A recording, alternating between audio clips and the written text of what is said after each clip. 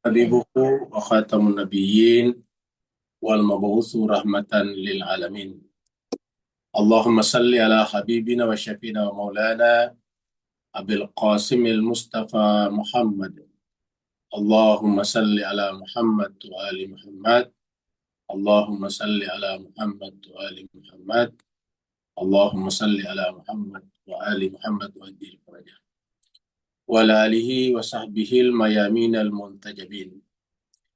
Masyiral muslimin rahimakumullah, kita bersyukur bersua lagi untuk meneruskan pelajaran Irfan yang membahas buku Imam Khomeini rahmatullah alaih berkenaan dengan salat ahli ma'rifat. Jadi terakhir kita sudah sampaikan tentang pakaian. Ada pakaian secara umum, ada pakaian orang salat. Orang salat punya dua jenis pakaian, pakaian lahiriah dan pakaian batiniah. Pakaian lahiriahnya adalah menutup aurat, seperti yang kita semua ketahui berdasarkan syariat. Sedangkan pakaian batiniahnya adalah ketika jiwanya masuk ke dalam jubah kebesaran Allah Subhanahu wa Ta'ala, yang dalam bahasa yang paling awam disebut dengan istilah khusyuk. Mari kita masuk ke screen untuk meneruskan pembahasan kita.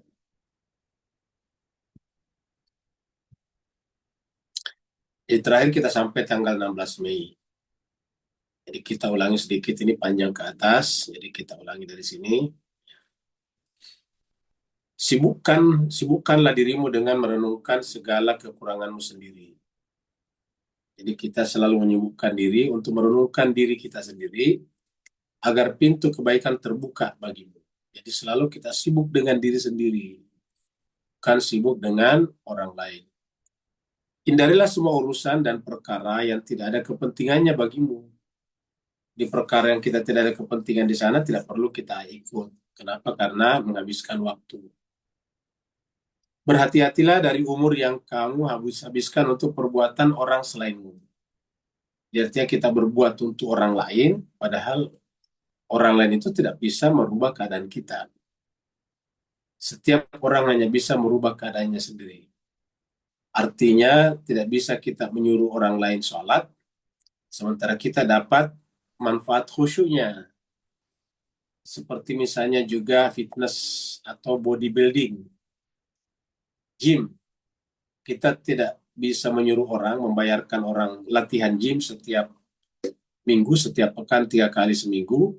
Kita bayarkan langganannya, dengan harapan otot kita yang menjadi besar. Tidak mungkin kan. Jadi orang lain yang kita bayar pergi untuk fitness, sementara nanti kita yang ototnya berkembang, itu tidak mungkin. Orang lain kita bayar belajar bersungguh-sungguh sepak bola, lalu kita menjadi pemain sepak bola terkenal, itu tidak mungkin. Hal yang sama terjadi berkaitan dengan jiwa. Tidak mungkin orang lain kita atur, perintahkan, tetapi diri kita yang dapatkan kebaikannya kalau mereka berbuat baik. Kita dapat kebaikan kalau kita berbuat baik, karena ayatnya sudah jelas. Al-Quran sudah menyampaikan dengan sangat terang benderang, mengatakan a'udzubillahi minasyaitonirrajim, bismillahirrahmanirrahim, in ahsantum li anfusikum wa in asatum falaha. Apabila kalian berbuat baik, maka kebaikan itu kembali kepada diri sendiri. Tapi kalau berbuat buruk, ya keburukan juga pada diri sendiri, bukan pada orang lain. Makanya dikatakan di sini, jangan sampai ada orang lain yang berdagang dengan satu-satunya modalmu, yaitu umurmu. Kita setiap saat kan bertambah umur. Bertambah umur artinya berkurang kesempatan. Karena bertambah umur artinya berkurang jatah kehidupan kita. Semakin bertambah umur kita, semakin berkurang jatah umur kita. Jadi namanya umur itu sama dengan mengambil jatah libur kita. Jadi kalau Bapak, Ibu, Tuan, dan Puan kerja di kantor, kan ada tuh hak cuti, namanya hak cuti, hak libur. Misalnya 12 hari sehari, 12 hari setahun. 12 hari setahun. Nah, kalau kita misalnya mengambil 1 hari untuk minggu depan ini, karena minggu depan Lebaran hari Rabu, mungkin libur juga hari Kamis, kita minta cuti hari Jumat. Nah, berarti supaya panjang liburnya.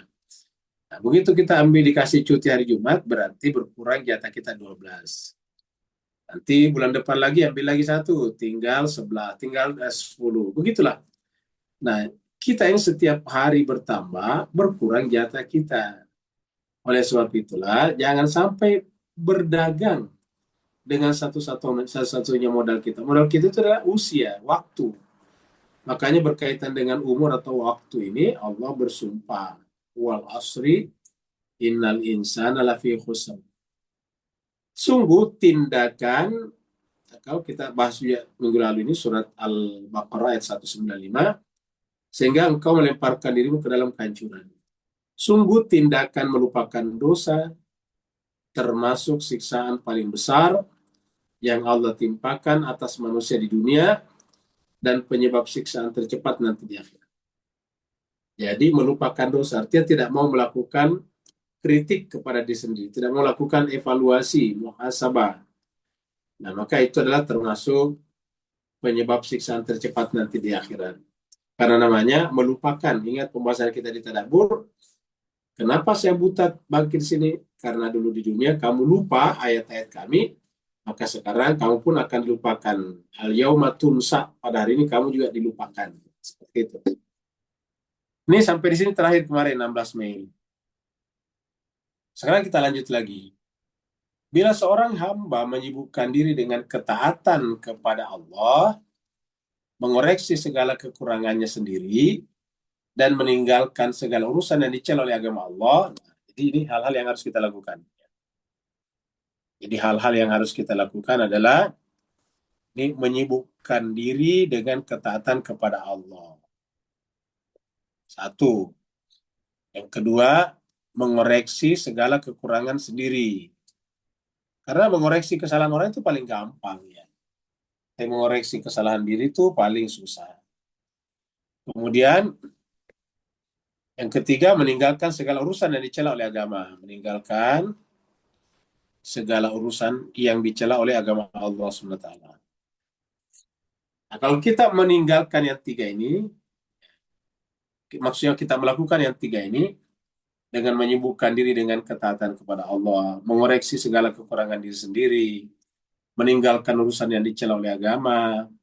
Ingat, urusan yang dicela agama bukan hanya dosa besar, tetapi juga misalnya memboros waktu. Maka dia akan bebas dari segala kerusakan. Jadi ingat, siapa yang melakukan tiga hal ini, maka dia akan bebas dari segala kerusakan.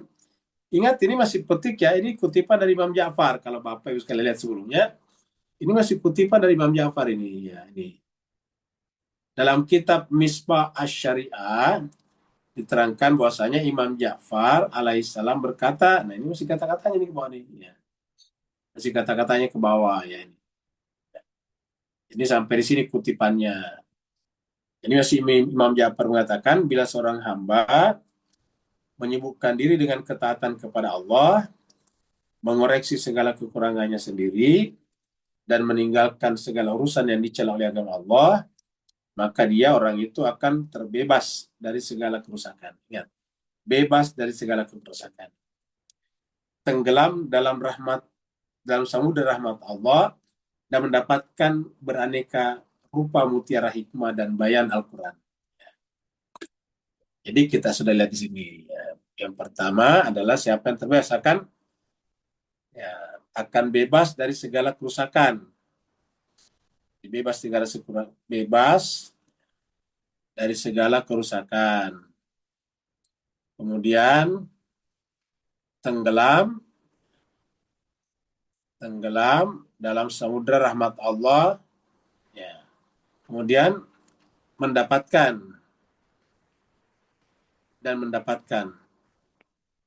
beraneka rupa mutiara hikmah dan bayan dari Al-Quran.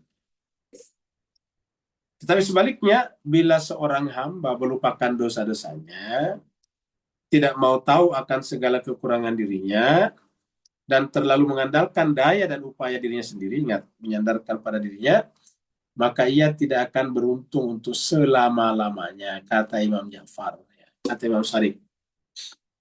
Jadi ini harus kita ulangi lagi. Bila seorang hamba menyibukkan diri dengan ketaatan kepada Allah, mengoreksi segala kekurangannya sendiri, meninggalkan segala urusan yang dicela oleh agama, maka dia akan bebas dari segala kerusakan. Bebas dari segala kerusakan. Kemudian tenggelam dalam samudera rahmat Allah dan mendapatkan beraneka rupa mutiara hikmah dan bayan Al-Quran. Tetapi sebaliknya, bila seorang hamba melupakan dosa-dosanya, tidak mau tahu akan segala kekurangan dirinya, dan terlalu mengandalkan daya dan upaya dirinya sendiri, maka sebaliknya, ia tidak akan mendapatkan keberuntungan untuk selama-lamanya. Jelas ya. Meskipun pesan-pesan yang terkandung dalam hadis mulia di atas telah cukup jelas, tetapi penulis, ingat penulis maksudnya sini Imam Khomeini ya, tapi penulis ingin menyentuh sejumlah isyarat yang dikandungnya. Hal yang demikian ini akan memberikan kejernihan pada kalbu-kalbu kita. Imam Ja'far memulai dengan ucapan, sebaik-baiknya pakaian orang mukmin adalah pakaian ketakwaan, dan selembut-lembutnya pakaian mereka adalah pakaian keimanan. Kita sudah kutip di atas sebelumnya. Jadi sebaik-baiknya pakaian orang mukmin adalah pakaian ketakwaan. Libasut taqwa khairul lakum ini. Surat Al-Araf 26. Dan selembut-lembutnya pakaian mereka adalah pakaian keimanan. Jadi sebaik-baiknya pakaian adalah takwa dan selembut-lembutnya pakaian adalah pakaian iman. Ini sejalan dengan firman Allah yang mengatakan libasut taqwa khairul lakum. Jadi pakaian ketakwaan itu adalah yang terbaik bagi kalian, sebaik-baiknya. Busana yang kita kenakan pada tubuh adalah bagian dari karunia Allah. Jadi busana yang kita maksud di sini adalah pakaian lahir, baju, kain, sarung. Jadi busana yang kita kenakan pada tubuh adalah bagian dari karunia Allah untuk menutupi aurat Bani Adam. Jadi memang itu adalah diturunkan Bani Adam. Ya. Makanya ini adalah memang untuk anak cucu Adam. Maka dikatakan itu adalah pakaian diturunkan untuk Bani Adam. Diturunkanlah pakaian itu untuk kalian. Jadi, di surat ini juga kita bisa temukan di ayat ini, ayat di atas 26. Di tempat lain dikatakan juga bahwa diberikan pakaian kepada Bani Adam. Jadi pakaian ini dibuat. Maksudnya itu pakaian bumi dengan segala macam isinya kan bisa berubah jadi pakaian. Karena namanya pakaian itu kan saya baju. Baju itu kan dari, apakah dari wool? Kalau wool itu kan berarti dari hewan, domba. Kalau misalnya dari sutra, ya kan berarti dari ulat. Jadi artinya semua Tuhan ciptakan itu untuk membuat pakaian bagi manusia. Bisa juga dari benang. Benang itu kan dari kapas. Ya. Kapas itu juga tumbuhan. Dan banyak lagi yang lain. Jadi bisa macam-macam. Dibuat jadi pakaian. Bahkan ada kulit. Ya. Kulit sapi misalnya dirubah, apa namanya, dihaluskan, dibersihkan, baru kemudian disamak namanya. Kulitnya kemudian dibuat jadi pakaian juga. Pokoknya banyak. Semuanya itu Allah ciptakan untuk anak cucu Adam. Anak cucu Adam. Allah marah kalau kita menganggap itu tidak boleh. Pakaian itu justru wajib bagi tubuh kita. Lain kan ada kata-kata man harrama zinatullah. Jadi harrama. Kita lihat di sini nih. Man harrama. Surat Al-Araf. Qul man harrama zinatullah allati akhraja li ibadi. Ya. Jadi memang Allah keluarkan.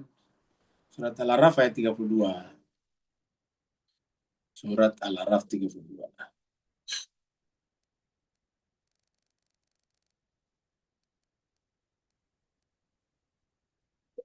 Qul katakanlah, man harrama zinatallahi allati akhraja li ibadih. Katakanlah Muhammad, siapakah mengharamkan perhiasan Allah yang memang akhraja dia keluarkan, maksudnya dikeluarkan itu ditumbuhkan, dijadikan seperti tadi bulu domba kan berarti domba bisa hidup kalau ada tumbuh-tumbuhan. Jadi semua itu keluar allati akhraja li ibadih. Ya semua itu dikeluarkan untuk hambanya. Ya, jadi memang untuk manusia. Wa thayyibati minar rizki, dan begitu juga hal-hal yang baik dari rezeki semuanya untuk hambanya, dan tidak ada tidak ada tidak ada larangan untuk menikmatinya. Bahkan Tuhan bertanya siapa yang mengharamkan, artinya tidak pantas diharamkan. Qul, katakanlah, jawablah, hiya lilladzina amanu, bahwa yang namanya perhiasan Allah ini memang adalah lilladzina aman. Jadi hiyanya di sini kembali ke sini, zinat Allah. Jadi perhiasan Allah ini memang diciptakan untuk orang beriman fil hayati dunia, di kehidupan dunia ini. Ya, jadi ingat, untuk kehidupan dunia. Khalisatan yaumul kiamat, dan nanti dari kiamat ada lagi yang khusus. Ya. Jadi yang namanya tadi pakaian-pakaian itu memang untuk kehidupan dunia. Tapi ada khalisatan yaumul kiamat. Jadi seakan-akan kata khalisa di sini kan dari kata ikhlas juga. Khalisa itu artinya khusus, apa namanya, semata-mata. Nah, kata-kata khalisa satu asal kata dan ikhlas menunjukkan bahwasanya untuk sebagai pakaian bagi jiwa kita adalah ketika tidak ada yang ada dalam jiwa kita selain daripada Allah. Namanya khalisa, ikhlas. Jadi disebut dengan berpakaian ketika melepaskan diri dari apapun juga, sehingga kita masuk ke dalam jubah pakaian kebesaran Allah. Jadi itu khalisatan yaumal qiyamah. Kadzalika, begitulah, nufasilul ayat, kami menjelaskan ayat-ayat, liqaumi ya'lamun, untuk kaum yang mengetahui. Jadi kadzalika nufasilul ayat liqaumi ya'lamun, untuk kaum yang mengetahui. Nah, ini juga di ya Bani Adam, ya ada cucu Adam. Ya Bani Adam, ya ada cucu Adam, khuzu zinatakum. Ambillah perhiasan kalian inda kulli masjidin, pada saat akan sujud. Wa kulu washrabu wa la tusrifu. Makan dan minumlah dan jangan melampaui batas. Innahu, karena sungguhnya di Allah, la yuhibbul musrifin, tidak cinta orang yang melampaui batas atau melakukan pemborosan. Musrif itu melampaui batas, bisa, ingat israf, bisa juga memboros, melampaui yang dibutuhkan, namanya boros. Nah, jadi ambillah perhiasan itu. Nah, perhiasan di sini ada macam. Perhiasan lahirnya kalau kita sholat, ya, indah kulli masjid sini, pada setiap sholat, ya ada yang lahirnya dan ada yang batinnya. Yang lahirnya tadi kita sudah sebutkan pakaian. Jadi kalau kita sholat harusnya berpakaian yang baik. Sedangkan pakaian batin kita itu tadi, yaitu melepaskan jiwa kita dari yang lain, dari apapun juga, sehingga adalah menjadi khalisatan. Jadi ikhlas. Kata-kata khalis itu nggak ada lagi yang lain. Jadi ketika jiwa kita sudah terlepas dari berbagai macam pakaian-pakaian duniawi, maka namanya khalisa. Nah, barulah kita diterima masuk ke dalam jubah kebesaran Allah, yang dalam musim haji disimbolkan dengan berhenti di miqat, melepaskan semuanya, lalu berkata labbaik Allahumma labbaik, dan seterusnya.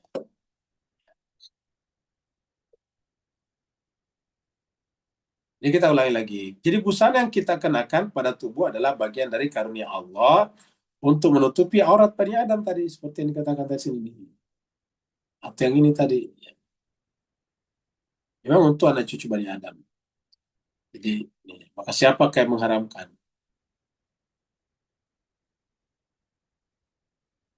Ya. Jadi busana yang kita kenakan, yang kita gunakan pada tubuh adalah bagian dari karunia Allah untuk menutupi aurat Bani Adam. Aurat lahiriah dan aurat batinnya. Kehormatan ini bersifat khusus bagi anak turunan Adam. Jadi, kehormatan ini bersifat khusus. Kehormatan ini bersifat khusus bagi anak keturunan Adam. Apa sebabnya? Karena tidak ada makhluk manapun di dunia ini yang menggunakan pakaian, yang butuh pakaian. Ya. Selain manusia. Kuda tidak, harimau tidak, gajah tidak, semuanya yang namanya gajah, harimau, kuda, semuanya tidak berpakaian. Mereka menampilkan seluruh totalitas tubuhnya. Ya. mereka menampilkan seluruh totalitas tubuhnya. Kenapa? Karena tidak punya pakaian. Kalau toh berpakaian, yang kasih pakaian manusia. Ya, jadi kalau ada hewan yang berpakaian, itu dipakaikan oleh manusia. Dan itu bagi hewan tidak mengerti apa artinya pakaian. Jadi kehormatan ini bersifat khusus bagi anak keturunan Adam alaihissalam yang tidak Allah berikan kepada semua makhluk selain mereka. Jadi tidak diberikan. Maka bersyukurlah kita manusia. Cuma kalau kita jadi kuda misalnya tidak pernah berpakaian, mana-mana, mohon maaf, telanjang. Begitu ya gajah, ayam,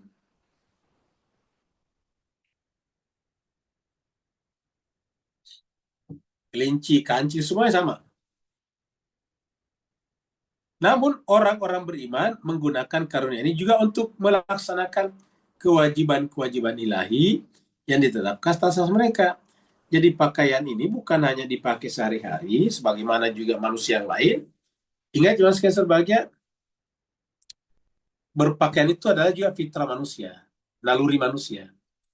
Makanya kita menganggap orang yang kurang berpakaian itu kita anggap peradabannya masih tertinggal. Kalau ada orang pakaiannya masih kurang itu tertinggal. Di mana-mana pun di dunia sekarang ini tanda peradaban itu menggunakan baju yang baik, ya. Baju yang baik, baju yang tidak terlalu minim. Ya. Di negara manapun, contohnya saya di Eropa, di Amerika. Kalau orang pergi seperti saya ke kantor, acara resmi pasti pakaiannya harus sopan, ya. Dan seterusnya. Bahkan di negara seperti Cina pun begitu. Mungkin Bapak Ibu sekalian biasa lihat istrinya, istrinya apa namanya, istrinya apa namanya Xi Jinping. Pertama dia tentu komunis. Yang kedua adalah penyanyi terkenal itu kan apa artis itu istrinya Xi Jinping. Bersuaranya bagus, merdu. Nah, tapi lihatlah pakaiannya, pakaiannya sangat-sangat sopan untuk ukuran komunis, sopan. Lihat lagi istrinya Sekjen Partai Vietnam, Sekjen Partai Komunis Vietnam, itu luar biasa. Pakaiannya itu sangat-sangat sopan sekali, bahasa Sekjen Partai. Nah, itu Partai Komunis, artinya tidak percaya Tuhan, tetapi apa namanya? Jadi kalau kita lihat di sini, ya, ya istri Sekjen Partai yang coba kita lihat, ya. Jadi untuk lahiriah dan batinnya itu pakaian. Istri Sekjen pernah datang ke Indonesia juga, Sekjen Partai Komunis Vietnam. Vietnam sekarang. Coba lihat gambarnya di sini nih. Nah, coba lihat gambarnya coba. Nah, ini kan untuk ukuran Partai Komunis ini kan sangat-sangat ini kayak kayak baju Melayu. Coba lihat ini. Ya. Padahal ini istri ketua Partai Komunis yang kita tahu, yang Partai Komunis itu kan tidak bertuhan, ateis ya. Tapi lihatlah pakaian istrinya.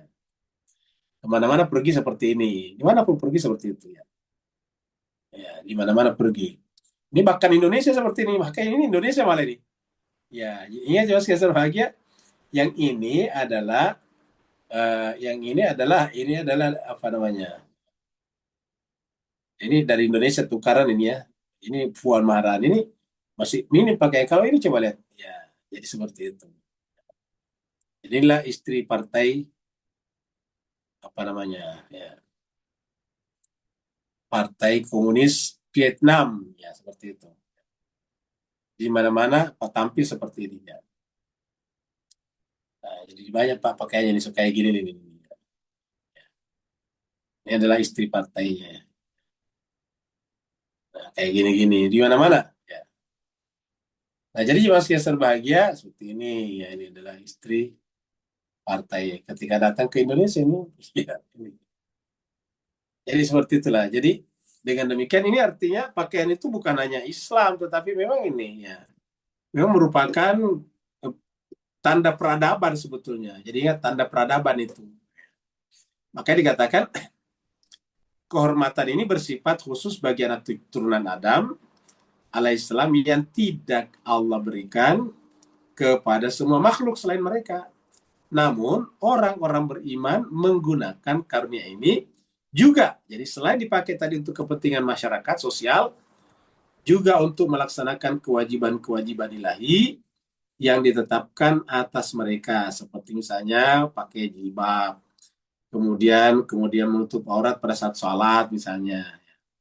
Sebaik-baiknya pakaian untuk tubuhmu adalah pakaian yang tidak membuatmu lupa. Sebaik-baiknya pakaian untuk tubuhmu, ini pakaian lahir maksudnya kan untuk tubuh. Kata Imam Khomeini ya. Ini sudah pernyataannya Imam Khomeini. Sebaik-baiknya pakaian untuk tubuhmu adalah pakaian yang tidak membuatmu lupa atau sibuk dengan selain Allah. Jadi kalau kita punya pakaian, kemudian kita sibuk dengan harapan orang memuji kita, menyanjung kecantikan, keluar biasaan, nah itu sudah hati kita sibuk dengan selain Allah. Jadi kita kasih tanda ini. Ya. Jadi sebaik-baiknya pakaian untuk tubuhmu adalah pakaian yang tidak membuatmu lupa atau sibuk dengan selain Allah. Melainkan pakaian yang justru mendorongmu untuk bersyukur, taat dan ingat kepadanya. Ya, inilah dia. Ini secara lahir dulu ya untuk tubuh. Jadi sebaik-baiknya pakaian untuk tubuhmu adalah pakaian yang tidak membuatmu lupa atau sibuk dengan selain Allah. Melainkan pakaian yang justru mendorong untuk bersyukur, mendorong untuk taat, mendorong untuk ingat kepadanya. Itulah pakaian yang bagus. Jadi kalau pakaian membuat kita lupa diri, karena kita sudah suka disanjung orang dengan pakaian kita, pakaiannya bagus. Nah, apalagi kita ingin sengaja, mohon maaf, mempertontonkan tubuh kita. Nah, itu adalah sudah salah ya. Ini sudah secara rohani salah. Pakaian tubuh seperti itu secara rohani merusak. Ya. Karena membuat kita tidak bersyukur. Makanya dalam Islam ini tidak bisa kita mengatakan bahwa agama itu hanya waktu sholat saja. Kapan saja? Berpakaian, makan, minum, kita sudah sampaikan.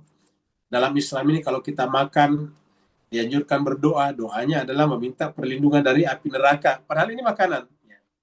Kalau salat, oke lah. Kita salat, meminta perlindungan dari neraka. Tapi ini makan. Ya, kita makan, disuruh baca doa. Allahumma barik lana fima razaqtana wa qina adzabannar. Padahal ini makanan.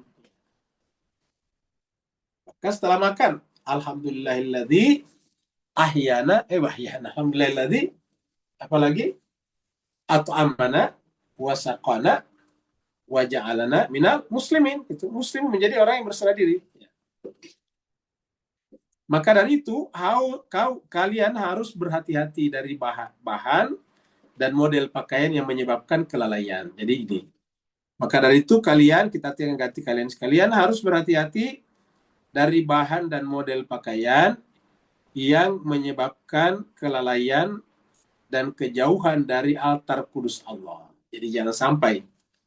Jadi berhati-hatilah dalam memilih bahan dan model pakaian yang menyebabkan kelalaian dan kejauhan dari altar kudus Allah. Dari haribaan kekuasaan Allah SWT, kesucian Allah SWT. Jadi pakaian bisa menjauhkan orang dari Allah. Kalian juga sudah mengerti bahwa dalam urusan pakaian, bahkan dalam semua urusan lainnya, ada hal-hal yang bisa melupakan manusia pada Allah. Jadi ingat. Jadi dalam semua urusan lainnya, bukan hanya pakaian ini, ada hal-hal yang bisa melupakan manusia pada Allah. Menyembuhkannya dengan dunia, mempengaruhi kalbunya yang lemah dengan pelbagai pengaruh buruk, dan menyeretnya untuk bersikap ujub, ria. Ujub, ria, dan berhias secara berlebihan. Jadi ujub, ria, berhias secara berlebihan, bangga dan sombong. Jadi apa yang kita makan, apa yang kita pakai, itu bisa membawa ke sini. Apa yang kita makan bisa membuat kita ujub, membuat kita ria. Apa yang kita pakai bisa membuat kita ujub, ria. Tidak bisa kita katakan bahwa orang yang memposting dirinya makan adalah orang yang ujub, belum tentu. Tetapi mempunyai peluang untuk ujub. Ya, ingat. Orang yang posting fotonya di media sosial atau sosial media, dalam keadaan makan dengan makanan yang bagus, tidak bisa kita menuduh dia ujub. Itu namanya tidak boleh berburu sangka. Tetapi bahwa apabila kita makan, minum, dan berpakaian, itu punya peluang untuk membuat kita ujub, ria, berhias secara berlebihan, bangga, dan sombong. Makanya juga sekali sebagai dalam makan, minum, berpakaian ini kita harus berhati-hati supaya jangan sampai kita terseret ini masuk ke dalam sifat-sifat ujub, ria, berhias berlebihan, bangga, dan sombong. Ya. Bisa kita singkat dengan ujub, ria, takabur, URT. Semua hal itu bisa merusakkan agama dan mengeraskan kalbu ini. Semuanya itu. Semua itu bisa merusakkan agama. Maksudnya agama kita, agama Islam tidak bisa dirusak. Maksudnya merusakkan kita beragama dan mengeraskan kalbu. Kata mengeraskan kalbu itu susah diatur. Jadi bisa mengeraskan kalbu. Orang yang keras kalbunya itu susah biasanya diatur. Di semua hal itu bisa merusakkan agama dan mengeraskan kalbu. Nah, jadi jemaah sekalian berbahagia, jadi benar-benar agama ini harus memperbaiki dua pakaian, pakaian lahir dan pakaian batin. Sebagaimana kita belajar tadi sore, memperbaiki ilmu itu ilmu lahir dan ilmu batin. Ilmu lahir itu adalah sampai pada burhani, ilmu batin sampai pada irfan. Bila kalian sedang mengenakan pakaian untuk tubuhmu, ingatlah bahwa Allah telah menutup berbagai dosa dan keburukanmu dengan tabir rahmatnya. Karena kalau pakaian kita terbuka, itu bisa mengeluarkan kita dari rahmat Allah. Bisa terjerumus ke dalam berbagai macam dosa dan keburukan. Maka dari itu, manakala kalian memakai busana fisik, jadi maka dari itu, manakala kalian memakai busana fisik ya Pak, baju, dan sebagainya. Jangan lupa juga memakai busana-busana batin. Jadi pada saat kita berbusana fisik, bersamaan pada saat yang sama berbusana batin. Busana fisiknya adalah baju yang tidak transparan, baju yang menutup aurat, dan sedangkan busana batin adalah membersihkan jiwa kita agar kita berhak masuk ke dalam baju kebesaran Allah Subhanahu wa taala. Jadi ingat, agar kita bisa masuk ke dalam baju kebesaran Allah. Karena hanya orang yang masuk ke dalam baju kebesaran Allah lah yang akan tertutup aurat batinnya. Selama tidak masuk ke dalam baju kebesaran Allah, berarti masih ada aurat batinnya yang terbuka. Dan aurat batin yang terbuka itu kemudian bisa menjadi celah, bisa menjadi tempat iblis, setan masuk mempengaruhi jiwa kita, melahirkan was-was seperti yang pernah kita bahas. Nah, kemudian ini kata-katanya bagus. Busanailah, jadi busanailah batinmu dengan kejujuran. Jujur pada diri sendiri maksudnya. Jadi busanailah, pakaikanlah pakaian batinmu dengan pakaian kejujuran. Apa itu kejujuran? Ya ketika tidak ada lain selain daripada Allah, itu kejujuran. Selama masih ada selain Allah, berarti tidak mungkin jujur, karena berarti ada kepentingan, ada interest namanya. Jadi busanailah batinmu dengan kejujuran. Liputilah batinmu dengan busana ketercekaman. Tercekam. Rasa tercekam ya, kalau tercekam. Rasa kita diawasi. Rahbah.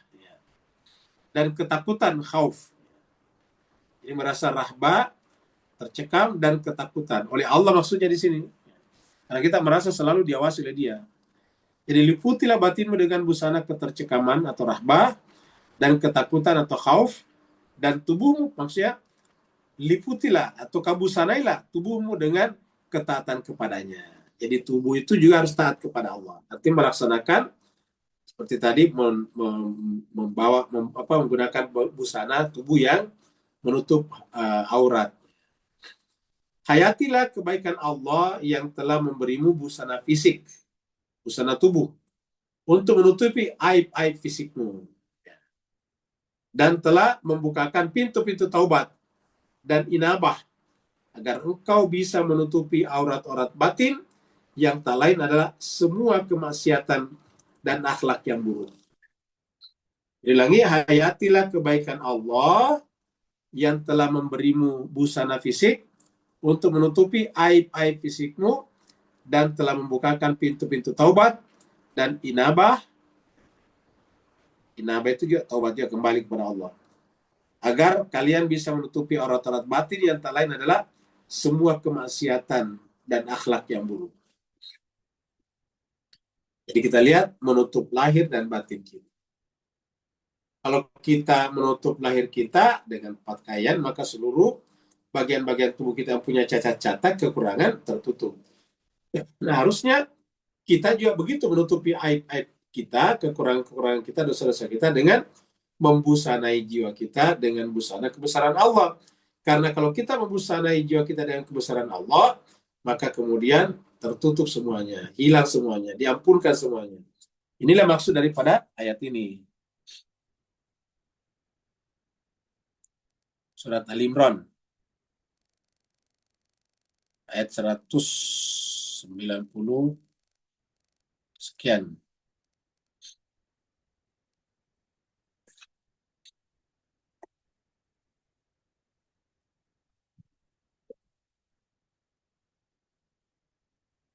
Ini ada doa. Rabbana, ini surat Ali Imran, surat 3 ayat 193. Rabbana, wahai Tuhan kami, innana, sungguhnya kami, sami'na, telah mendengar, munadian, penyeru. Kami mendengarkan penyeru. Yunadi, ketika menyeru. Jadi kami telah mendengar penyeru ketika sedang menyeru. Yunadi di sini bentuk mudhari, berarti sedang menyeru. Jadi sungguhnya kami telah mendengarkan penyeru ketika sedang menyeru. Menyeru kemana? Lil iman, kepada iman. Maksudnya menyeru kami untuk beriman. Isinya adalah an aminu, agar kalian semuanya, kita semuanya beriman. Birabbikum, kepada Tuhan kalian. Setelah kami mendengarkan penyeru ini, agar kami beriman, fa'amanna, maka kami pun beriman. Jadi, ya Allah, kami beriman berdasarkan seruan. Siapa munadi yang di sini? Munadinya di sini? Ya tentu Nabi, Rasul, dan para maksumin. Munadi mereka. Semuanya mereka adalah mengajak kita kepada iman. Nah, setelah itu kita berdoa, bertambah lagi doanya. Rabbana, wahai Tuhan kami, faghfir lana, maka ampunilah bagi kami, dzunubana, dosa-dosa kami, wa kafir. Kata-kata kafir ini tutupilah sebetulnya. Artinya, ya Allah, bantulah kami membusanai. Kafir itu menutup. Kafir, kita pernah sampaikan, kafir itu satu asal kata dengan bahasa Inggris, cover. Kafir, cover, menutup. Jadi cover itu penutup, kafir juga menutup. Jadi kita katakan wa kafir, tutupilah. Anna, dari kami, sayyiatina, kejahatan-kejahatan kami, kesalahan kami.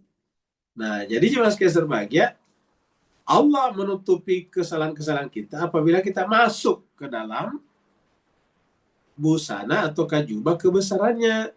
Karena begitu kita masuk ke dalam busana kebesarannya, syaratnya harus tadi diampuni. Maka ini duluan. Rabbana ghfir lana, wahai Tuhan kami, ampunilah dosa kami, dzunubana. Setelah terampuni dosa kita, tidak ada lagi, baru masuk. Baru tertutup aurat-aurat kita, kejahatan-kejahatan kita. Jadi semua potensi kejahatan kita tidak mungkin aktual lagi, tidak mungkin actual lagi. Tidak mungkin muncul lagi. Kenapa? Karena sudah ditutup oleh Allah SWT. Kenapa? Karena sudah diampunkan dosanya. Kita masuk ke dalam jubah kebesaran Allah, maka peluang untuk melakukan kejahatan sudah tertutup. Sehingga kita sudah berhak meminta wa tawaffana ma'al abror. Ya Allah, wafatkanlah kami bersama dengan al-abror. Al-abror siapa? Al-abror adalah insan-insan suci, insan-insan pilihan. Ayat-ayat yang berkenaan al-abror banyak berbicara tentang Imam Ali dan keluarga Nabi yang suci. Imam Ali, Fatimah, Hasan dan Husain itu adalah al-abror. Nah, jadi sudah jelas ya Bapak Ibu sekalian. Hayatilah kebaikan Allah yang telah memberikan memberimu busana fisik untuk menutupi aib-aib fisikmu, dan telah membukakan pintu-pintu taubat dan inabah agar kalian bisa menutupi aurat-aurat batin yang tak lain adalah semua kemaksiatan dan akhlak yang buruk. Jadi aurat batin ini sebetulnya. Jadi aurat batin ini semua kemaksiatan dan akhlak yang buruk. Itulah aurat kita. Dan seandainya orang tahu semuanya, tidak ada yang mau percaya sama kita. Janganlah kalian membuka keburukan seseorang. Nah, ini. Janganlah kalian membuka keburukan seorang. Sebagaimana Allah tidak membuka keburukanmu yang lebih besar. Jadi tugasnya kita menjaga aib orang lain. Janganlah kalian membuka keburukan seseorang. Makanya dilarang bergibah. Karena bergibah itu artinya membuka keburukan orang lain di depan orang lain. Jadi janganlah kalian membuka keburukan atau aib seseorang.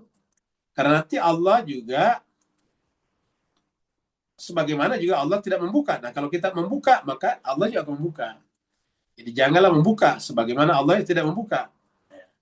Sebagaimana Allah tidak membuka keburukanmu yang lebih besar dari keburukan orang itu. Jadi kita kalau misalnya berpikir tentang keburukan orang tanpa kita sadari, kita punya keburukan yang lebih besar sebetulnya dari orang itu. Nah, bagaimana caranya agar keburukan kita tersembunyi? Ya, maka orang lain itu harus kita tutupi. Jadi kita ini bukan hanya menjadi pakaian bagi pasangan kita, tapi juga menjadi pakaian bagi orang lain. Kan itu kalau istilah dalam surat Al-Baqarah itu kan perempuan itu adalah libas bagi laki-laki, laki-laki libas bagi perempuan. Suami libas bagi istri, istri libas bagi suaminya. Seperti di sini. Al-Baqarah 187. 187. Uhilla lakum lailatas syamir rafas ila nisaikum. Dihalalkan bagi kalian di malam hari bulan puasa arrafas untuk bercampur ila nisaikum kepada istri-istri kalian. Apa sebabnya? Hunna istri itu libas lakum. Istri itu adalah pakaian bagi kalian. Jadi istri pakaian bagi suaminya. Wa antum dan kalian libas lahun, pakaian bagi mereka. Artinya apa? Yang namanya mereka istri harus menjadi pakaian menyembunyikan aib suaminya. Begitu juga suami harus menyembunyikan aib istrinya. Jadi tidak boleh seorang istri mengumbar aib suaminya, menceritakan kemana-mana. Itu tidak boleh sebetulnya. Ya, ceritakan. Cukup istri saja yang tahu. Begitu juga suami. Suaminya begitu. Tidak boleh menceritakan aib istrinya kepada orang lain. Siapapun juga. Bukan hanya istrinya, tapi bekas istrinya, bekas suaminya tidak boleh. Ya, ingat. Karena itu adalah merupakan aib, tidak boleh kita buka. Jadi kunna libasul lakum wa antum libasul lahun. Jadi ini maksud pakaian. Jadi pakaian itu jangan kita bayangkan pakaian saja, pakaian baju saja. Nah, yang dimaksud sini termasuk pakaian batin di sini. Ya.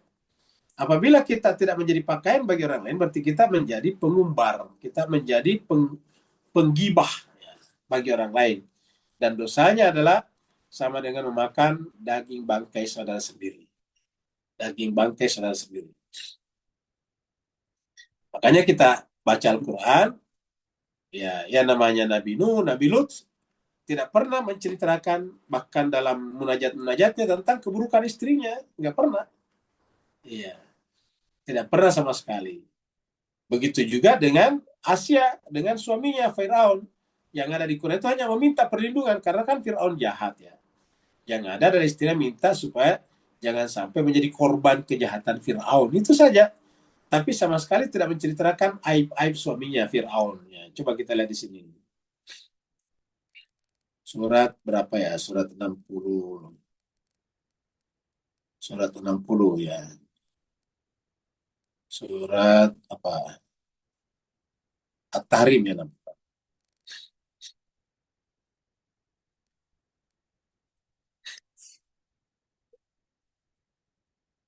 Mana? Di bawah ya. Wa daraballahu masalan, ini ayat 11 ya. At-Tahrim 66 ayat 11. Wa daraballahu masalan, dan Allah membuat perumpamaan lil ladina aman, untuk orang beriman. Siapa perumpamannya? Yaitu imrata Fir'aun. Jadi perumpamaan Allah buat untuk orang beriman menggunakan istri Firaun, luar biasa kan? Maksudnya kan kita malu ini kalau kita orang mengaku beriman. Ya. Masa dibikinkan perumpamaan istrinya Firaun? Karena banyak di antara kita mengaku beriman tapi suka menceritakan aib orang lain. Ya, jadi begitu. Jadi lilladzina amanu imra'ata fir'auna, istrinya Fir'aun. Idz qalat, ketika istrinya Fir'aun berkata kepada siapa? Bukan kepada manusia. Bukan mengadu kepada manusia, tapi kepada Allah. Idz qalat, ketika dia Asia, ini kan namanya imra'ata Fir'aun, kita sebut saja Asia. Ketika Asia berkata atau berdoa, Rabbi wahai Tuhanku, ibni li, bangunkanlah aku, indaka di sisimu, baitan, sebuah istana, kita artikan saya sebuah istana. Fil jannah, di dalam sorga. Wana jini, dan selamatkanlah aku min Fir'auna, dari Fir'aun. Menyelamatkan aku dari Fir'aun. Dia sama sekali tidak menyebutkan aibnya Fir'aun. Ya, dia tidak mengeluhkan tentang perbuatan Fir'aun. Kenapa? Karena itu aib suaminya. Dia katakan, selamatkanlah aku dari Fir'aun. Wa amali, dan amal perbuatannya. Ini amal perbuatannya artinya dia keras, kejam. Bayi-bayi saya dibunuh. Artinya kalau bahasa kitanya, ya Allah, selamatkanlah aku dari KDRT. KDRT itu kekerasan dalam rumah tangga. Wanajini, dan selamatkanlah aku minal qaumi zalimin, dari kaum yang zalim. Jadi hanya minta perlindungan. Ya, sampai segitu saja. Padahal kita tahu bahwa Firaun ini adalah jahatnya jahat. Tapi banyak di antara kita yang suaminya tidak sejahat Firaun, masih bagus, tapi dibicarakan kemana-mana. Akhirnya kemudian semua orang tahu. Akhirnya kemudian ya menjadi masalah besar. Kenapa? Karena dipergunjingkan oleh banyak orang. Jadi terkadang itu tanpa kita rasakan, karena kita biasanya cheer up ya, atau gembira karena banyak teman atau apa, tanpa kita rasakan menceritakan kekurangan pasangan sendiri. Yang pertama, belum tentu kekurangan, bisa saja itu persepsi, tapi diterima orang sebagai kekurangan, akhirnya kemudian menjadi masalah. Nah, inilah jemaah sekalian berbahagia, pesan-pesan Imam Khomeini di sini ya. Jadi janganlah kalian membuka keburukan seseorang, bukan hanya pasangan, tetapi seseorang siapapun juga, sebagaimana Allah telah menutup atau tidak membuka keburukan kita yang lebih besar dengan menyuruh kita menggunakan penutup aurat lahir ataupun batin. Jadi Allah telah tidak membuka keburukan kita yang lebih besar dari keburukan orang yang kita buka keburukannya itu. Maka dikatakan, sibukkanlah dirimu dengan aibmu sendiri. Ini, sibukkanlah diri dengan aib sendiri supaya pintu kebaikan terbuka bagimu. Jadi inilah. Jadi jemaah sekalian, berdasarkan kata Imam Khomeini ini, sibukkanlah dirimu dengan aibmu sendiri supaya pintu perbaikan terbuka bagimu. Selama kita belum mau melihat ke dalam kekurangan pribadi, maka pintu perbaikan tidak akan terbuka. Karena kita tidak pernah mau melihat keburukan-keburukan kita sendiri. Tidak mau melihat kekurangan-kekurangan sendiri. Yang selalu kita lihat adalah keburukan dan kekurangan orang lain.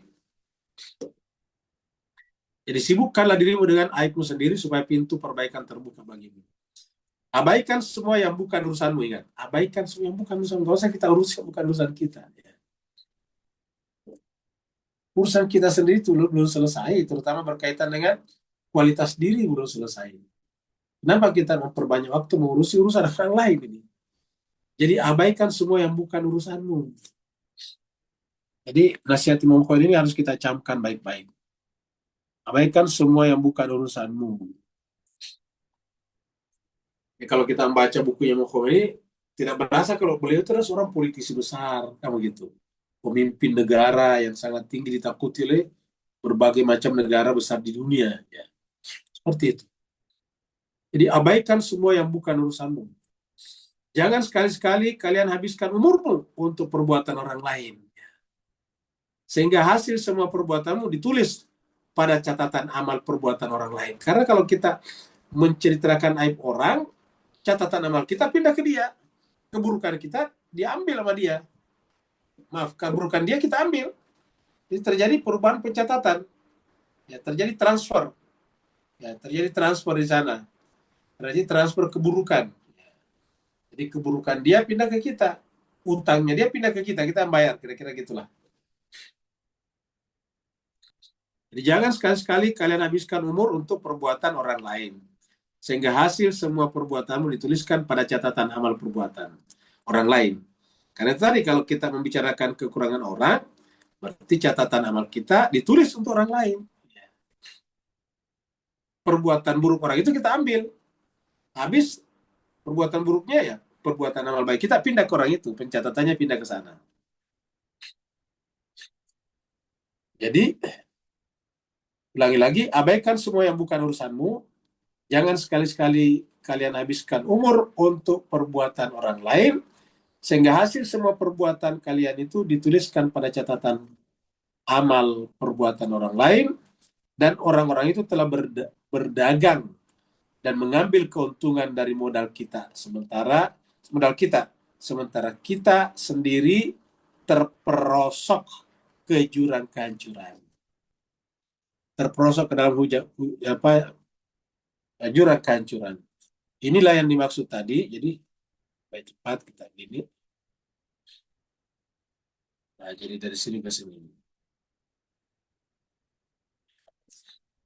Dari sini kehancuran ini. Jadi inilah yang kita bahas sebelumnya, walatul biadikum ila tahlukati. Jangan menjerumuskan diri ke dalam kehancuran. Jadi kita menjerumuskan diri ke dalam kehancuran dengan sibuk membicarakan, mengurusi kekurangan orang lain. Kelalaianmu akan dosa-dosamu sendiri merupakan siksaan. Jadi kelalaian kita sendiri, dosa-dosa kita sudah siksaan yang besar.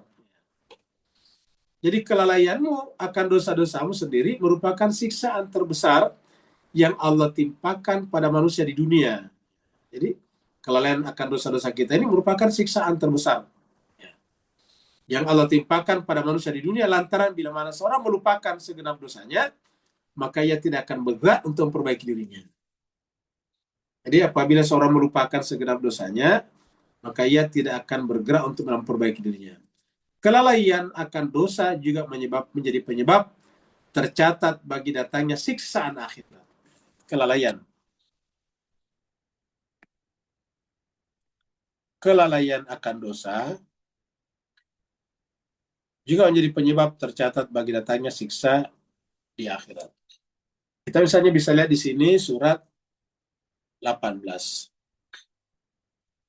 Surat Al-Kahfi. Ayatnya 28. Allah firman, wasbir, dan sabar. Nafsaka, dirimu. Maksudnya sabarkanlah dirimu. Nah kan, coba kita analisis bahasanya nih Pak Bos sekalian. Wasbir nafsaka, sabarkanlah dirimu. Artinya yang bisa menguasai diri kita cuma kita, bukan orang lain. Dan berarti kita juga tidak bisa menguasai nafsu orang lain. Yang bisa kita kuasai diri kita. Nah kita suruh dia Pak sabar. Jadi wasbir nafsaka. Coba kita analisis ini bahasanya. Sabarkanlah dirimu. Nah, perintah sabarkan jatuh kepada siapa? Kepada kita kan yang berkata aku. Nah sekarang sabarkanlah kita, jadi kita ini daripada mengurus orang lain, sabarkanlah dirimu. Wasbir nafsaka. Paksalah dirimu sabar. Kira-kira gitulah. Ma'a bersama alladzina yad'una rabbahum. Bersama orang-orang yang menyeru kepada Tuhannya bil ghadati wal asyi, di waktu pagi dan petang, yuriduna wajah, semata-mata karena menginginkan wajahnya. Maksudnya semata-mata mencari ridha Allah. Jadi yuriduna wajahu, semata-mata menginginkan kebesaran Tuhannya. Wala ta'du ainaka, dan janganlah ta'du, kita mulai dari sini nih. Dan janganlah kedua matamu ta'du, berpaling. Jadi artinya ta'du itu berpaling. Mengerling. Anhum, dari mereka. Jadi jangan kedua mata berpaling dari orang ini. Alladzina yad'una rabbahum bil ghadati wal asyi yuriduna wajha. Jadi orang-orang yang selalu berpikir berseru kepada Allah pagi dan petang, ya, hanya semata-mata karena menginginkan ridho Allah, tidak punya kepentingan, tidak punya kalkulasi material, maka janganlah kedua matamu berpaling dari mereka. Turidu nazinatal hayati dunia, hanya karena menginginkan perhiasan kehidupan dunia. Ini larangan pertama ya. Larangan pertama, larangan kedua. Larangan kedua, wala tuti man aghfalna qalbah. Dan kamu jangan mengikuti orang apa yang kami lalaikan. Aghfal, lalai, apa artinya lalai? Lupa. Kata-kata aghfal itu lupa. Ya. Nasia, dia lupa. Janganlah kau mengikuti orang yang lupa. Lupa apa? Kalbunya. Dia lupa dirinya sendiri. La tuti man aghfalna qalbah. Janganlah kau ikuti orang yang telah lalai dari kalbunya sendiri. Jadi menerlantarkan kalbunya, membiarkan kalbunya tidak terurus. Yang diurusi orang lain. An dzikrina, dari mengingat kami. Wattaba'a hawahu, dan hanya mengikuti hawa nafsunya. Wakana, dan adalah amru, urusan orang itu adalah furuta, melampaui batas. Nah, jadi jelas. Jadi kurang lebih ayat inilah yang dibicarakan Imam Khomeini di sini, sehingga dikatakan bahwa janganlah kalian lalai dari urusan kalian sendiri dengan mengurusi orang lain. Kelalaian akan dosa sendiri maksudnya juga menjadi penyebab tercepat bagi datangnya siksaan nanti di akhir. Nah, jadi jemaah sekalian berbahagia, saya kira inilah apa namanya pembahasan kita pada malam hari ini. Ya, jadi sampai ini ternyata udah habis nih. Jadi ini habis ya, ini titik. Jadi kita tambah sedikit ya. Jadi nanti setelah ini pindah ke bagian berikutnya. Jadi kita lihat sini. Nanti pindah ke ini, ada berpakaian, coba kita lihat. Oh, bukannya. Ya, ya habis di sini. Jadi nanti kita pindah ke bagian berikutnya lagi. Selama seorang hamba sibuk mengenali dan meneliti aib-aib dirinya dan meninggalkan semua hal yang dicela oleh agama Allah, maka dia akan terlepas dari berbagai bahaya, karam dalam lautan rahmat. Maksudnya dia tenggelam dalam lautan rahmat dan beroleh mutiara-mutiara hikmah dan bayan. Sebaliknya, selama seorang hamba masih lupa akan dosa-dosanya, tak mengenal aib-aibnya, dan berpegang pada daya upayanya sendiri, maka ia tak akan memperoleh kejayaan untuk selama-lamanya. Untuk yang terakhir ini kita ucapkan na'udzubillahi min dzalik. Ya, kalau kita bingkai yang terakhir ini, ya ini sangat-sangat memprihatinkan. Kita kasih warna merah ini ya. Kalau kita ini ya. Kita kasih tanda ini. Selama seorang hamba sibuk mengenali dan meneliti aib-aib dirinya, jadi kita harus melihat diri kita dan meninggalkan semua hal yang dicela oleh agama Allah, maka orang itu kita akan terlepas dari berbagai bahaya. Jadi yang mengundang bahaya itu adalah cela diri sebetulnya. Ya, kita terlepas dari berbagai bahaya dan kemudian kita tenggelam ke dalam lautan rahmat Allah dan memperoleh mutiara-mutiara hikmah. Jadi orang kalau berbicara semakin enak didengar. Mutiara-mutiara hikmah dan bayan. Sebaliknya, selama seorang hamba masih lupa akan dosa-dosanya, tak mengenal aib-aibnya, dan berpegang pada daya upaya sendiri, maka ia tak akan memperoleh kejayaan untuk selama-lamanya. Nah, kita tentu jemaah sekalian berlindung dari sini agar jangan sampai kita masuk. Karena apa yang disampaikan dalam paragraf terakhir ini kurang lebih sama dengan yang disampaikan Al-Quran di sini. Di surat Al-Kahfi, surat ke-18 ayat 28. Semoga bermanfaat. Jadi hari ini kita sampai di sini. Tanggal 16 ya. Tanggal 16 bulan Mei. Bukan 16 ya, ini 20 sekian ya misalnya. 25 ya, 24 ya. 24 Mei karena nanti hari Rabu 27 ya. Sekarang 24 Mei. Oh, 23 ya. 23. Ya, 23 salah ini. 23. 2026. Jadi kita sampai hari 23 Mei 26. Tinggal sebulan lagi pindah ke bulan Juni. Jadi jemaah sekalian begitulah umur kita cepat sekali berlalu. Bulan Juni nanti berarti bulan terakhir dalam semester pertama tahun 2026. Ya. Bulan terakhir semester tanpa kita rasakan Kita baru masuki tahun 2026, tapi ternyata pekan depan sudah masuk pada bulan terakhir dalam 6 bulan pertama tahun 2026. Terima kasih banyak atas perhatiannya. Mohon maaf atas segala kekurangan. Yang mau bertanya, dipersilakan. Waalaikumsalam Ustaz. Waalaikumsalam warahmatullahi wabarakatuh. Silakan Pak Nur. Alhamdulillah warahmatullahi wabarakatuh. Sallallahu Muhammad wa alihi wa sahbihi. So, bolehkah kita meringkaskan untuk sebuah filsafat hidup ni, Ustaz? Bahawa setiap kita adalah potensi benih yang tunggu untuk sempurna jadi sebuah pohon, dan pohon tu akhirnya berbuah untuk dapat dimakan oleh masyarakat yang sekitarnya. Dan lawannya tadi cukup rendah untuk meneduhi daripada panas terik siapa-siapa yang berteduh. Boleh pencerahan tegur tak apa-apa. Baik, jadi cuma sekedar bahagia kalau kita lihat jiwa kita menggunakan perumpamaan Pak Nur tadi, ini jiwa kita itu seperti ini. Kalau begitulah. Di sini ada semacam tanah. Kemudian di dalamnya ada benih. Ya, di dalam sini ada benih. Di dalam sini ada benih. Benih ini dan sudah dengan fitrah ini dalam jiwa kita. Ya nanti harusnya tumbuh ke atas, kamu gitu, tumbuh ke atas ini menjadi pohon tadi. Jadi pohon yang sempurna. Nah, kalau misalnya ya, kalau misalnya pohon ini tidak bertumbuh dengan baik, dia akan menjadi mati. Jadi jiwa itu bisa mati juga sebetulnya. Fitrah kita bisa mati. Tapi mati dalam pengertian tidak tumbuh. Bukan mati dalam pengertian hilang, tidak tumbuh. Suatu saat bisa tumbuh lagi. Ya.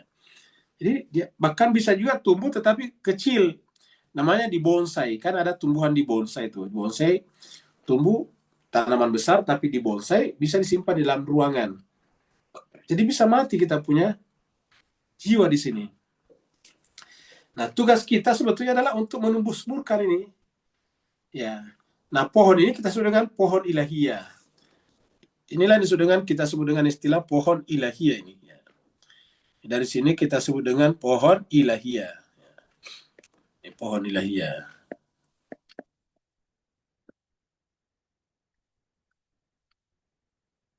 Ya. Yang keluar ini adalah ibadah dan muamalah kalau dia tumbuh ya, dengan baik. Dia akan bermanfaat bagi orang lain. Kalau dia tidak tumbuh, tidak bermanfaat bagi orang lain. Alih-alih bermanfaat, justru menjadi masalah bagi orang lain. Nah, itulah sebabnya di dalam Al-Quran itu, Nabi Muhammad pun diibaratkan sebagai pohon. Sebagai pohon. Jadi berkali-kali menyebut kebenaran itu sebagai pohon. Kita bisa contohkan di sini. Kita ambil surat Ibrahim, surat 14 ya. Ayat 24 di sini. Alam tara kaifa daraballahu mathalan kalimatan. Jadi, apakah engkau tidak perhatikan bagaimana Allah membuat perumpamaan kalimatan thayyibatan atas kalimat yang suci. Kalimat yang suci di sini adalah manusia suci. Ingat pembahasan kita kemarin di Tadabbur, kalimah itu adalah orang, seperti Nabi Isa dipanggil dengan kalimat. Kalimatun minhu, ya, bi kalimatin ismuhu Isa bin Maryam. Jadi kalimatan thayyibatan. Bagaimana perumpamannya? Kasyajaratin, seperti pohon. Kasyajaratin thayyibatin, seperti pohon yang buruk. Nah, begitu ya sebaliknya. Kalau dia dia orang buruk, dia dibaratkan sebagai pohon yang buruk juga. Wa masalu kalimatin khabisatin. Perumpamaan orang yang buruk, orang jelek. Kasyajaratin khabisatin. Perumpamannya seperti pohon yang buruk juga, yang jelek juga. Jadi sama. Nah, makanya pohon yang jelek inilah yang jangan didekati. Al-Quran mengatakan la takrabahati syajara. Jangan dekati pohon ini. Ya, jadi Al-Quran itu pohon. Zakum juga adalah pohon zakum. Ya, syajarah itu zakum. Nabi Muhammad misalnya kita lihat di sini surat surat 47. Surat 48 ya. Ada 9. Di bawah sini juga dibaratkan sebagai pohon. Ya. Fastaglaga fastawa ala suqihi yu'jibuz zurra'a. Ya. Kata zurra itu penanam. Ya. Membuat apa? Liyaghidha bihil kufar, untuk membuat. Jadi nih, wa masaluhum fil Injil. Dzalika masalun fit Taurati wa masalun fil Injil. Nabi Muhammad ini kan Nabi Muhammad di atas bawah ya. Ini Muhammad. Muhammad Rasulullah. Nah, di sini perumpamaan mereka masaluhum fit Taurat, perumpamaan mereka dalam Taurat, wa masaluhum fil Injil, perumpamaan mereka dalam Injil, kazarin, seperti pohon tanaman. Akhraja syat'ah. Ya, ini seperti tanaman di sini yang tunasnya keluar dan seterusnya. Pokoknya perumpamannya adalah pohon. Nah, jadi dengan demikian sudah benar tadi Pak Nur memberikan perumpamaan. Fitrah kita, jiwa kita itu bagaikan pohon yang ada dalam jiwa kita, yang harusnya bertumbuh keluar, bermanfaat bagi orang lain. Bermanfaat bukan hanya manusia, tapi bermanfaat bagi hewan-hewan. Coba kita lihat. Kalau dia tumbuh ke atas, memberikan manfaat bagi manusia, mensuplai oksigen. Karena pohon-pohon ini menyerap CO2, karbon dioksida, kemudian dia mengeluarkan oksigen. Karbon dioksida bagi manusia itu adalah racun, sedangkan oksigen adalah dibutuhkan oleh tubuh manusia. Itu dari sisi ini tumbuhan. Yang kedua, manusia bisa bernaung di bawahnya. Manusia juga bisa membuat rumah dari kayu ini kalau sudah besar, ditebang dan sebagainya. Burung-burung, pohon-pohon, hewan-hewan lain. Hewan-hewan lain bisa makan daun-daunnya, kalau misalnya sapi, zebra dan sebagainya. Kemudian burung-burung bisa membuat sarang di sini. Membuat sarang di sini burung-burung mana? Ular-ular juga bisa hidup di sini. Dia mencari makanan di sana. Jadi ada habitat, ada ekosistem terbentuk di sini. Luar biasa. Ya. Lalu lagi dengan pohon ini menahan air akar-akarnya. Ini kan ada akar-akarnya. Ini akar-akarnya nanti menahan air di sini. Ya. Air ditahan sehingga kemudian air itu dikeluarkan sedikit demi sedikit untuk kebutuhan manusia melalui sumur-sumur bawah tanah. Ya. Banyak sekali manfaatnya. Belum lagi nanti misalnya pohon ini melindungi manusia dari panas matahari ultraviolet. Ya. Melindungi juga manusia dari angin yang deras. Kalau dia kuat di sini anginnya deras, melindungi rumah-rumah manusia. Banyak manfaatnya di sini. Nah, harusnya orang beriman juga seperti itu. Orang beriman ini harusnya adalah seperti pohon. Ya, dia harus bermanfaat bagi orang lain. Nah, jadi jemaah sekalian berbahagia, dengan demikian Islam itu jangan bayangkan seperti sesuatu yang tersembunyi di dalam tanah dan tidak muncul keluar. Ya, jangan bayangkan manusia hanya seperti sesuatu yang ada dalam tanah, cacing dalam tanah yang tidak keluar. Begitu keluar dia mati. Ya, cacing itu kan begitu keluar dia mati. Nah, harusnya manusia itu harus keluar, bukan hanya di masjid, tetapi dia harus keluar. Bermanfaat bagi orang lain, menciptakan, memperbaiki kebutuhan manusia, memperbaiki tatanan dan sebagainya. Nah, begitulah manusia. Orang beriman maksudnya. Jadi orang beriman itu diibaratkan sebagai pohon, karena fitrah manusia memang dianggap seperti pohon. Ada lagi yang lain? Ada di chatroom. Baik, kita ke chatroomnya.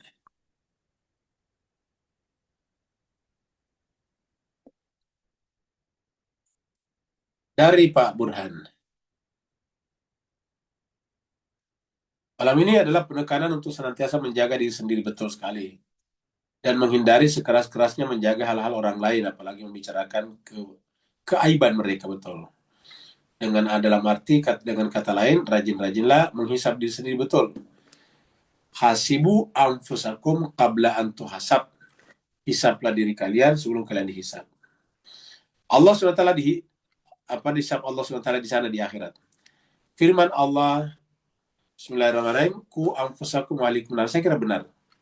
Ya, jadi saya kira benar. Ku anfusakum walikum nar. Jadi, kalau semua orang kita mengurusi diri dan keluarga kita saja, maka masyarakat ini menjadi enak, ya, menjadi tenang. Tidak seperti sebagian masyarakat, termasuk di kalangan umat Islam sebagian itu, akhirnya masjid menjadi tempat berseteru. Kenapa? Karena saling mengurusi ibadah orang lain. Harusnya terhadap ibadah orangnya biarlah, misalnya ada orang di samping kita tangannya bersedekap di atas dada, ada yang bersedekap di atas ulu hati, ada yang bersedekap di atas, bersedekap itu artinya melipat, tangannya dilipat di atas pusar, ada yang kemudian digantung, itu harusnya biarlah seperti itu mereka. Kecuali kalau mereka bertanya kepada kita, Pak Burhan, Pak Nur, kok kenapa tangannya lurus? Nah, baru kita terangkan. Tapi kalau tidak, ya biarlah masing-masing berjalan seperti mana adanya. Apa sebabnya? Karena lebih baik kita mengurusi diri kita sendiri, menjaga menuju kesempurnaan. Karena kita ini masih jauh dan jauh sekali dari manusia sempurna. Kita jauh dan jauh sekali dari Imam Ali misalnya. Seorang Imam Khomeini yang kita baca bukunya ini, dan kemudian memimpin Iran menjadi Republik Islam Iran sampai sekarang, maksudnya RI sampai sekarang masih ada. Imam Khomeini itu adalah berkata, saya ini hanyalah debu di kaki kudanya Imam Ali, bayangkan itu. Artinya apa? Imam Khomeini itu selalu hanya dirinya, saya sendiri belum ada apa-apanya. Itu Imam Khomeini disampaikan itu ketika dipuji-puji oleh jurnalis, oleh pers, oleh wartawan. Wartawan mengatakan, kamu hebat wahai Imam Khomeini. Kenapa kok bisa Reza Pahlavi yang didukung oleh Amerika Serikat, Inggris, Israel, kemudian punya kekuatan militer nomor 5 di dunia, kok bisa jatuh? Katanya, saya nggak pernah menjatuhkan Reza Pahlavi. Saya tidak ada apa-apanya, kata dia. Ya. Dia jatuh, yang menjatuhkan adalah dirinya, karena dia membunuh rakyatnya, menembak rakyatnya marah. Rakyat menjatuhkan dia, bukan dari saya, kata dia. Apalah saya ini, kata Imam Khomeini, saya ini hanyalah merupakan debu di kaki kudanya Imam Ali, seperti itu. Nah, jadi ini jemaah sekalian berbahagia, kalau Imam Khomeini saja berkata begitu, apalagi kita ini jemaah sekalian. Masih jauh sekali daripada Imam Khomeini, apalagi kepada Imam Ali. Dengan demikian, lebih baik kita menggunakan waktu kita untuk benar-benar memikirkan, merenungkan, memuhasabah diri kita masing-masing. Terima kasih banyak atas perhatian Bapak Ibu sekalian. Mohon maaf atas segala kekurangan. Kita sama-sama berdoa semoga Allah SWT memberikan kepada kita hati dan jiwa-jiwa yang terbuka untuk dia selalu melakukan muhasabah atas diri-diri kita masing-masing. Sebagaimana Allah berfirman, wa fi anfusikum afala tubsirun, dan di dalam diri-diri kalian kenapa tidak perhatikan? Atau ayat yang dibacakan tadi Pak Burhan, ku anfusakum wa ahlikum nara. Wassalamualaikum warahmatullahi taala wabarakatuh. Waalaikumsalam Waalaikumsalam warahmatullahi warahmatullahi wabarakatuh. wabarakatuh.